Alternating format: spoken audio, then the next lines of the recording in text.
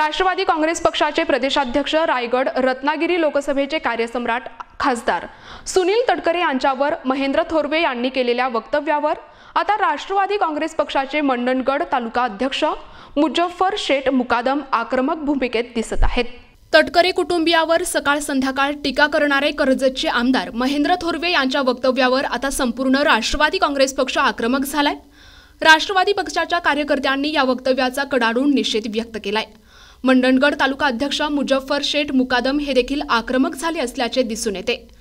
महेंद्र थोरवेंना तटकरे कुटुंबियावर सकाळ संध्याकाळ टीका करण्याशिवाय काही काम उरले नाही। त्यांना फक्त टीका करण्याचे आजार झालाय असे वक्तव्य करणाऱ्यांचा लवकरच औषध करा अशी विनंती महाराष्ट्राचे उपमुख्यमंत्री शिंदे साहेब यांना यावेळी केली आहे। राष्ट्रवादी काँग्रेस पक्षाचे प्रदेश अध्यक्ष रायगड रत्नागिरी लोकसभा मतदारसंघाचे लोकप्रिय खासदार आदरणीय तटकरे साहेब यांच्याबद्दल कर्जत खोपोली मतदारसंघाचे आमदार महेंद्र थोरवे हे सातत्याने खालच्या पातळीवर टीका करतात। खऱ्या अर्थाने राष्ट्रवादी काँग्रेस पक्ष हा संयमी नेत्यांचा पक्ष आहे, संयमी कार्यकर्त्यांचा पक्ष आहे, पण वारंवार या ठिकाणी टीका होत असेल तर त्याचं उत्तर देणं गरजेचं आहे। महेंद्र थोरवे हे विधानसभा निवडणूक झाल्यापासून सातत्याने आदरणीय खासदार साहेबांवरती टीका करतात। काय सांगतात ते टीका करत असताना की खासदार साहेबांना त्या ठिकाणी आम्ही निवडून आणले। महेंद्र थोरवे तुम्हाला अभ्यास करावा लागेल की 2014ला खासदार साहेब जेव्हा तटकरे साहेब जेव्हा प्रथम ह्या लोकसभेसाठी उभे राहिले तेव्हा ते 2100 मतांनी त्यांचा पराभव झाला आणि त्यांचा पराभव त्यांच्याच नावाच्या दुसऱ्या उमेदवारामुळे झाला ज्याने 18,000 मतं घेतली। 2019ला ते निवडून आले, 2024ला निवडून आले।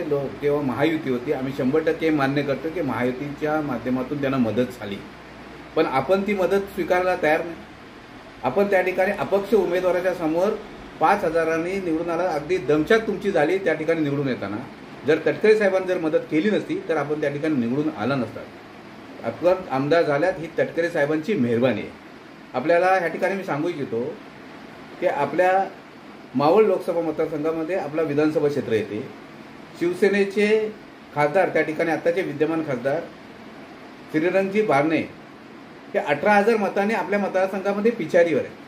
किंवा गद्दारी कोणी केली आणि वफादारी कोणी केली याचा भान आपल्याला राहिलेलं नाही आहे। त्या ठिकाणी तेव्हा अपक्ष जे उमेदवार होते म्हणजे सुधाकरजी घारे जे आपल्यासमोर 5,000 फक्त त्या ठिकाणी पराभव त्यांचा झाला आहे, ते त्यावेळी संघाती होते म्हणून 18,000ची पिछाडी राहिले। नंतर आप्पांना त्या ठिकाणी 50,000नी त्या ठिकाणी आपण मागे ठेवला असतात। तुम्ही आप्पांना त्या ठिकाणी लीड देऊ शकलात नाही आणि तुम्ही तुमच्या जीवावर निवडून आलात असं तुम्ही सांगताय। वारंवार त्या ठिकाणी केलेली टीका आपली ही सहन केली जाणार नाही। आपण त्या ठिकाणी चुकीच्या पद्धतीत प्रचार श्रीवर्धन मतदारसंघामध्ये केला तरी सुद्धा त्या ठिकाणी कोणी बोललं नाही, पण आज तुम्ही बोलायला लावताय। आपलं केलेले कर्म झाकण्यासाठी वारंवार तुम्ही तटकरे साहेबांवरती टीका करताय। राष्ट्रवादी काँग्रेस पक्ष मंडणगडचा अध्यक्ष या नात्याने आपल्या सर्व वक्तव्याचा मी त्या ठिकाणी निषेध करतो। महत्त्वाचं असं झालंय की तटकरे साहेबांचा विरोध करण्याचा एक आजार आपल्याला झालेला आहे।